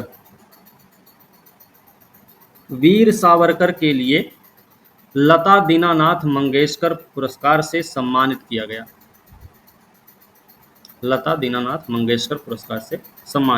है। ठीक है,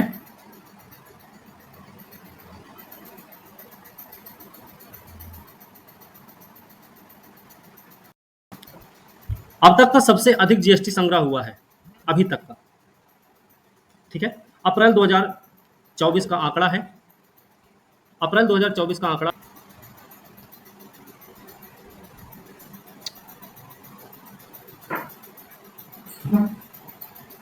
अब तक का सबसे अधिक जीएसटी संग्रह।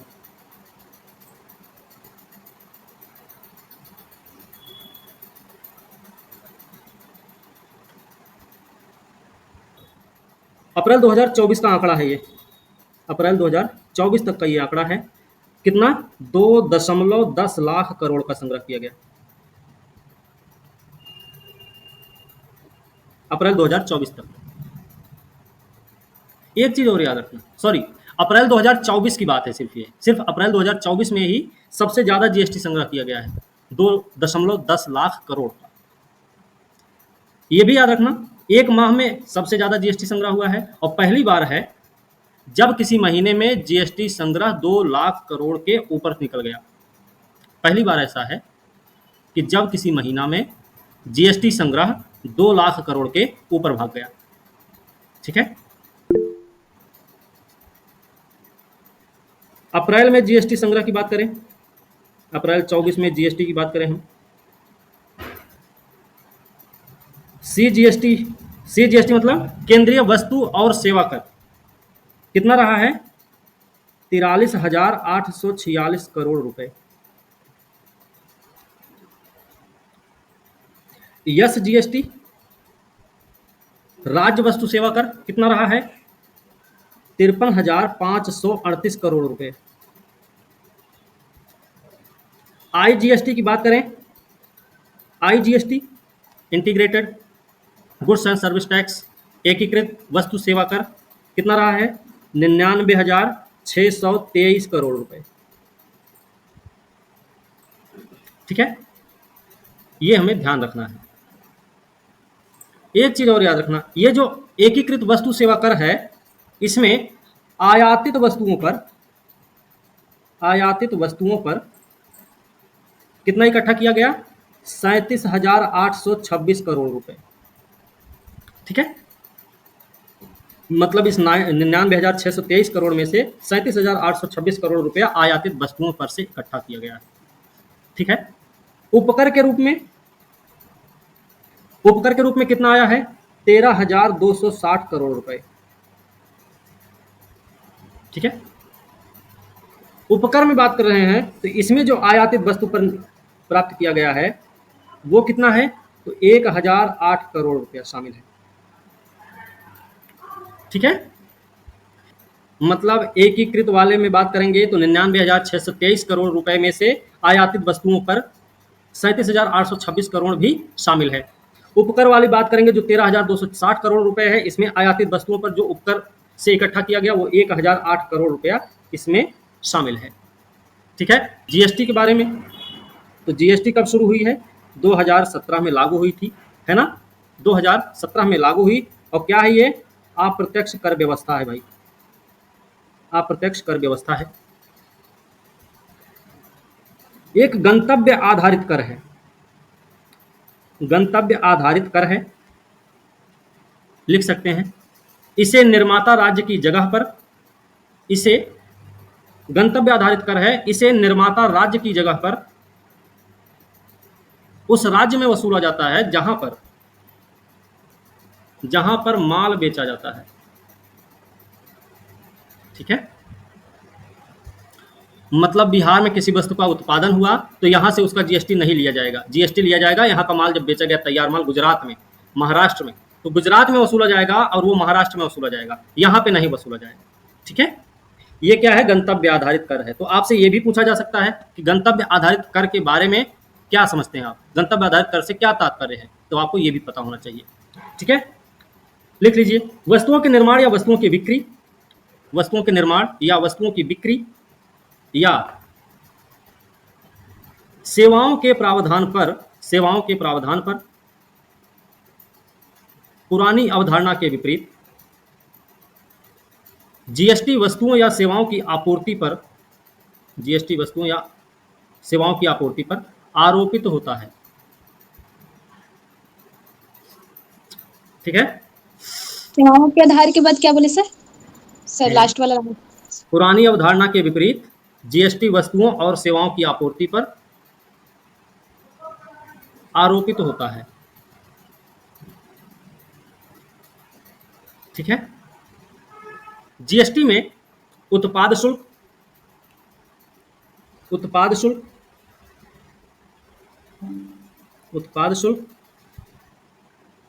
वैट, वैल्यू एडेड टैक्स, इसको लिख सकते हैं मूल्य वर्धित कर,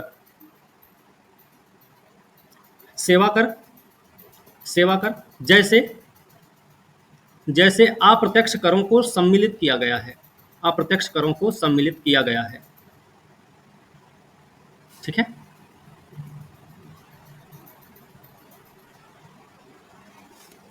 अभी क्या हुआ ना, उत्तर प्रदेश में रेलवे स्टेशन के नाम बदले जा रहे हैं।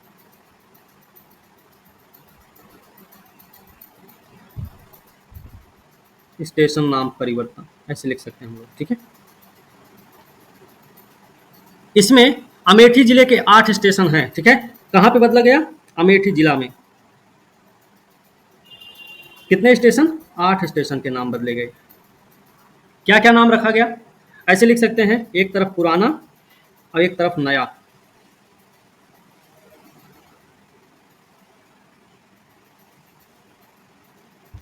एक है फुर्सतगंज, पुराना नाम है फुर्सतगंज रेलवे स्टेशन, इसका नाम रखा गया है तपेश्वर धाम। तपेश्वर नाथ धाम है भाई, तपेश्वर नाथ धाम रेलवे स्टेशन हो गया इसका नाम। एक है कासिमपुर, कासिमपुर हाल्ट, इसका नाम हो गया जायस सिटी रेलवे स्टेशन। ये जायस कहाँ, जायस का क्या मतलब है, जायस के बारे में कुछ जानते हैं आप लोग? एक नाम सुना होगा मलिक मोहम्मद जायसी, जी आगरा में सर ना? हाँ सर। ये यहीं के थे,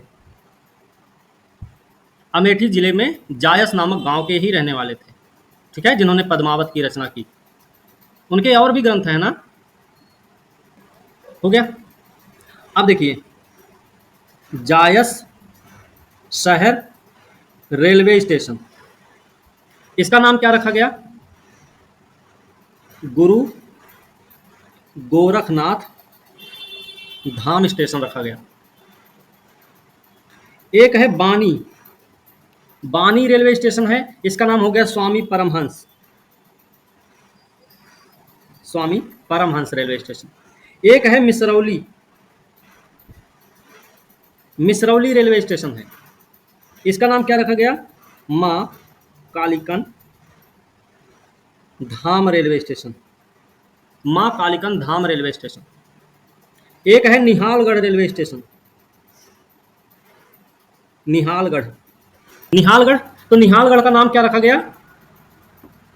महाराजा बिजली पासी, बिजली पासी रेलवे स्टेशन रखा गया।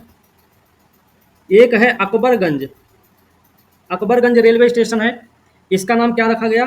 मां अहोखा भवानी धाम रेलवे स्टेशन, ठीक है।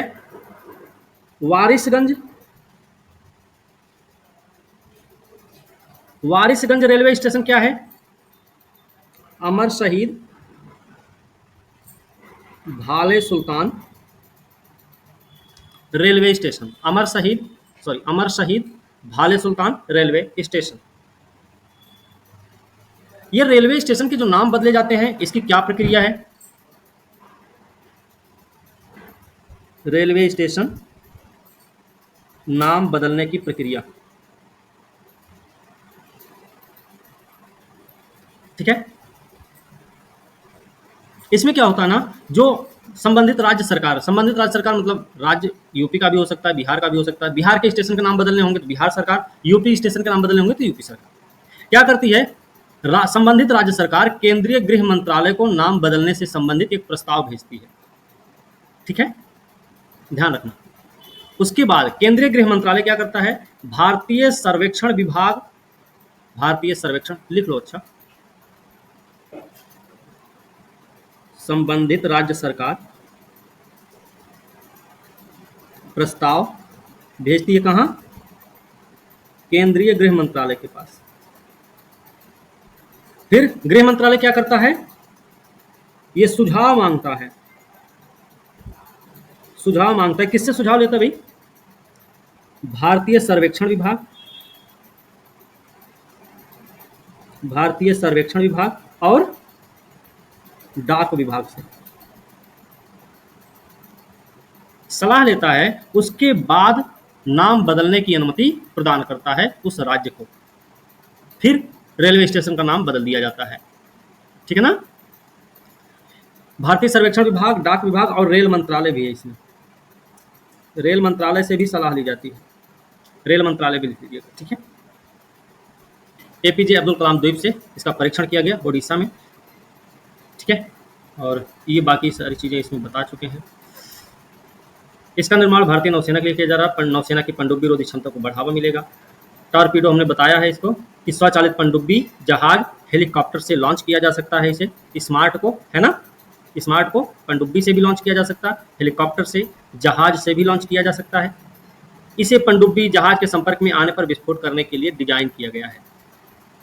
अभी भारत किसी देश के प्रशासनिक अधिकारियों को प्रशिक्षण देने की बात करी है ना, बांग्लादेश की बात है ये। बांग्लादेश के प्रशासनिक अधिकारियों को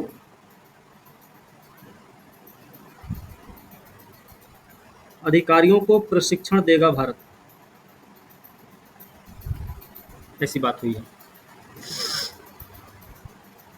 ये समझौता जो हुआ है ना, किसने किसने समझौते पर हस्ताक्षर किया है? भारत सरकार का है प्रशासनिक सुधार और लोक शिकायत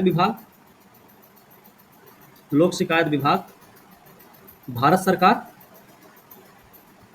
और लोक प्रशासन मंत्रालय बांग्लादेश। इन दोनों ने इस समझौते पर हस्ताक्षर किए हुए हैं। ठीक है, इस समझौते में क्या है? इस समझौते में बात हुई है कि 2025 से 2030 तक लगभग 1500 बांग्लादेशी, लिख लीजिए 1500 बांग्लादेशी प्रशासनिक अधिकारियों को प्रशिक्षण दिया जाएगा। ठीक है, कहां पर दिया जाएगा प्रशिक्षण इनको? लिख लीजिए राष्ट्रीय सुशासन केंद्र में दिया जाएगा। ठीक है, ये भी याद रखना। तो प्रशिक्षण इनको यहां पर दिया जाएगा। अब यहां पर राष्ट्रीय सुशासन केंद्र है, तो राष्ट्रीय सुशासन केंद्र है क्या आखिर? देखिए, इसका गठन कब हुआ है? तो भारत सरकार द्वारा इसका गठन किया गया था 2014 में। एक तो ये याद रखना है। इसके अलावा प्रशासनिक सुधार और लोक शिकायत विभाग के अंतर्गत स्वायत्त निकाय है। ठीक है, इसका मुख्यालय कहाँ है? हेडक्वार्टर कहाँ है? तो भाई नई दिल्ली में ही होगा, लेकिन इसका शाखा कार्यालय भी है। एक शाखा कार्यालय इसका कहाँ है? देहरादून। ठीक है, शाखा कार्यालय, सॉरी देहरादून नहीं, मसूरी में है। ठीक है, सॉरी, शाखा कार्यालय मसूरी में है। इसका हेडक्वार्टर नई दिल्ली, शाखा कार्यालय मसूरी में। इसकी स्थापना क्यों की गई थी? लिख लीजिए, उद्देश्य क्या था? अध्ययन, प्रशिक्षण, ज्ञान साझा करने और अच्छे विचारों को बढ़ावा देने के माध्यम से शासन में सुधार लाने में सहायता करना।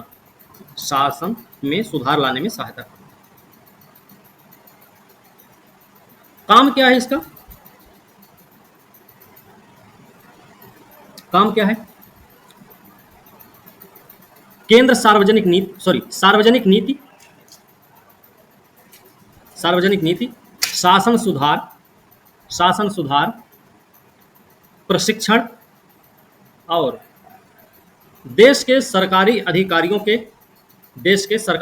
के क्षमतावर्धन क्षेत्र में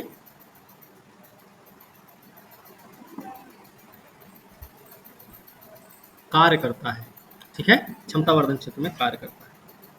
ठीक है,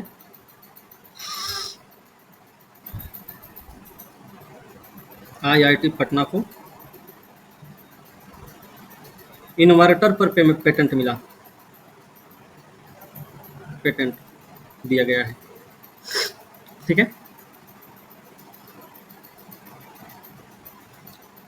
कौन से? हल्के और कॉम्पैक्ट इन्वर्टर के लिए,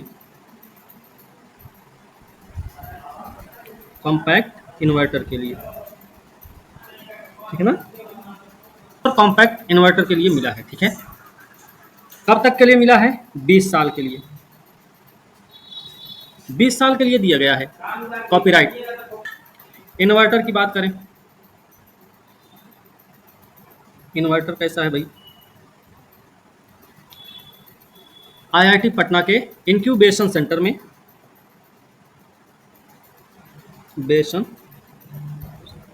में पोर्टेबल पावर टेक्नोलॉजी की स्टार्टअप योजना के तहत, ठीक है, स्टार्टअप योजना के अंतर्गत इसको विकसित किया गया है। निर्माण हो रहा है इंक्यूबेशन सेंटर में पोर्टेबल पावर टेक्नोलॉजी की स्टार्टअप योजना के तहत इसका निर्माण हो रहा है।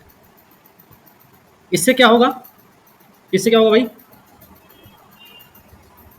यूपीएस के क्षेत्र में आत्मनिर्भर बनाने में मदद करेगा। यूपीएस के क्षेत्र में आत्मनिर्भर बनाने में मदद करेगा। यूपीएस का फुल फॉर्म क्या होता है सर? पूरा नाम बता दो। यूपीएस का विशेषता क्या है इसकी, इसमें बैटरी और इन्वर्टर अलग अलग नहीं है।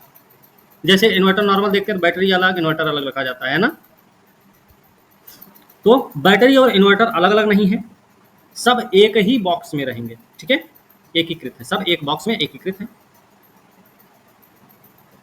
वजन के मामले में सामान्य का 5वां हिस्सा है। वजन के मामले में सामान्य का 1/5वां भाग है ना। ये पेटेंट क्या होता है फिर, एक ऐसा कानूनी अधिकार, एक ऐसा कानूनी अधिकार जो किसी व्यक्ति या संस्था को, जो किसी व्यक्ति या संस्था को किसी विशेष उत्पाद खोज, किसी विशेष उत्पाद खोज, डिजाइन, प्रक्रिया प्रक्रिया आदि के ऊपर एकाधिकार देता है। व्यक्ति को भी दिया जा सकता है और संस्था को भी दिया जा सकता है। तो पेटेंट लिख लिए, ऐसा कानूनी अधिकार जो व्यक्ति या संस्था के नाम पर होता है, भाई ये याद रखना है, लिख लीजिए। प्रत्येक देश में पेटेंट कार्यालय होता है। प्रत्येक देश में पेटेंट कार्यालय होता है, और जाहिर सी बात है पेटेंट कार्यालय का काम भी होता है पेटेंट प्रदान करना। और ऐसे नहीं दे देता कि कोई गया बोलो भैया हमको पेटेंट चाहिए हमारे सामान पे, तो अच्छा ठीक है लो साइन करके पकड़ा दे, ऐसा नहीं है। पूरी जांच पड़ताल के बाद, स्पष्टीकरण होने के बाद पेटेंट मिलता है। ठीक है, याद रखना। अब अगला पॉइंट लिख लीजिएगा, यदि कोई और व्यक्ति या संस्था, यदि कोई और व्यक्ति या संस्था इनका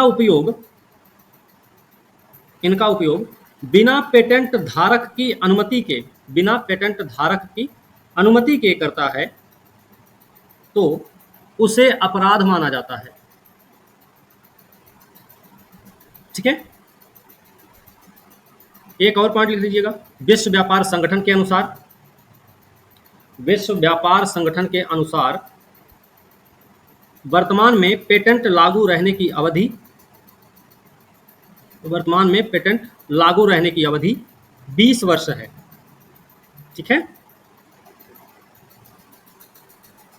ओके, ठीक भाई, ठीक है। एक टॉपिक और लिखेंगे, नाम है प्ले ट्रू अभियान। प्ले ट्रू अभियान,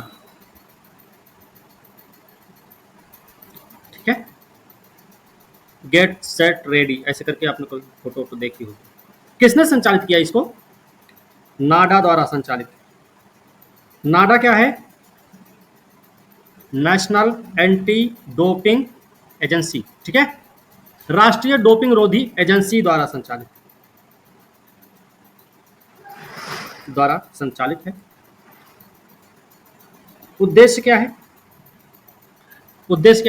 भारत में स्वच्छ खेल और डोपिंग रोधी कार्यप्रणालियों के महत्व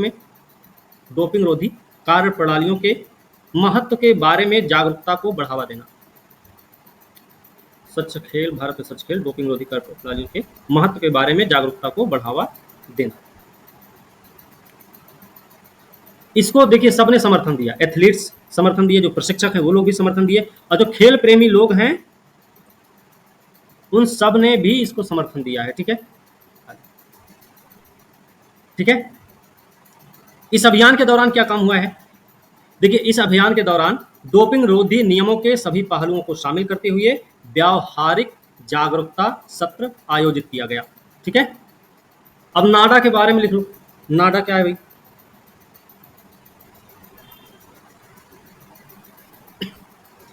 स्थापना कब हुई इसकी, 2005 में। हेडक्वार्टर कहाँ है, नई दिल्ली में, नई दिल्ली में है। काम क्या है इसका? काम इंपॉर्टेंट है, लिख लीजिए। देश के सभी खेल संगठनों द्वारा, देश में सभी खेल संगठनों द्वारा अनुपालन करने के लिए, अनुपालन करने के लिए डोपिंग रोधी संहिता, डोपिंग रोधी संहिता, संहिता, डोपिंग रोधी संहिता को लागू करना। दूसरा पॉइंट क्या है? डोपिंग परीक्षण कार्यक्रम का समन्वय करना, डोपिंग परीक्षण कार्यक्रम का समन्वय करना। अगला पॉइंट, डोपिंग रोधी अनुसंधान, डोपिंग रोधी अनुसंधान और शिक्षा को बढ़ावा देना, डोपिंग रोधी अनुसंधान और शिक्षा को बढ़ावा देना। अगला पॉइंट भी लिख लीजिएगा, वाडा, वाडा भी है एक, नाडा के साथ वाडा भी है। वाडा क्या है? विश्व डोपिंग रोधी एजेंसी कोड के अनुसार, विश्व डोपिंग रोधी एजेंसी कोड के अनुसार डोपिंग रोधी नियमों को लागू करना। एक पॉइंट और लिख लीजिएगा, डोपिंग के दुष्प्रभावों के बारे में, डोपिंग के दुष्प्रभावों के बारे में जागरूकता पैदा करना, है ना? हो गया सर लास्ट वाला सर रिपीट कर। अच्छा लिख लो, डोपिंग के दुष्प्रभावों के बारे में, डोपिंग के दुष्प्रभावों के बारे में जागरूकता पैदा करना। ठीक है, अगला टॉपिक है भुगतान एग्रीगेटर, भुगतान एग्रीगेटर। ठीक है, आरबीआई ने wealth management platform, wealth management, हाँ वेल्थ मैनेजमेंट प्लेटफॉर्म ग्रो और वर्ल्ड लाइन ई पेमेंट्स इंडिया को, ई पेमेंट्स इंडिया को भुगतान एग्रीगेटर के रूप में, भुगतान एग्रीगेटर के रूप में कार्य करने की अनुमति प्रदान की। भुगतान एग्रीगेटर होता क्या है? एक ऐसी कंपनियां, भुगतान एग्रीगेटर ऐसे लिख लीजिएगा, एक ऐसी कंपनियां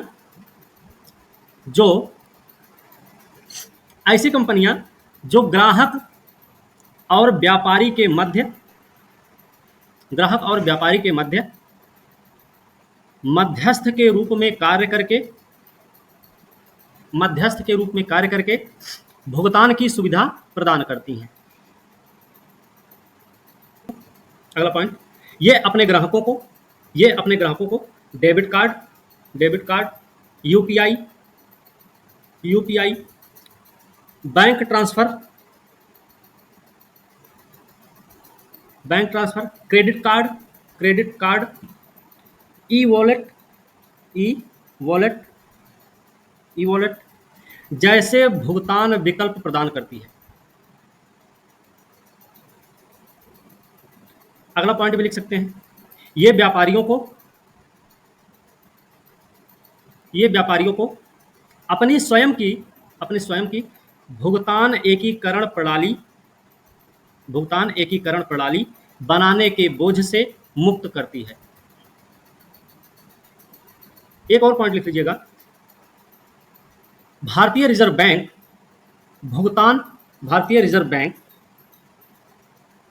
भुगतान और निपटान प्रणाली अधिनियम 2007 के तहत कंपनियों को सर भुगतान निपटान के बाद प्रणाली, लिखे नहीं यहाँ पे, भुगतान और निपटान प्रणाली अधिनियम 2007 के तहत कंपनियों को भुगतान एग्रीगेटर्स के रूप में काम करने की अनुमति प्रदान करता है। ठीक है, अनुमति प्रदान करता है।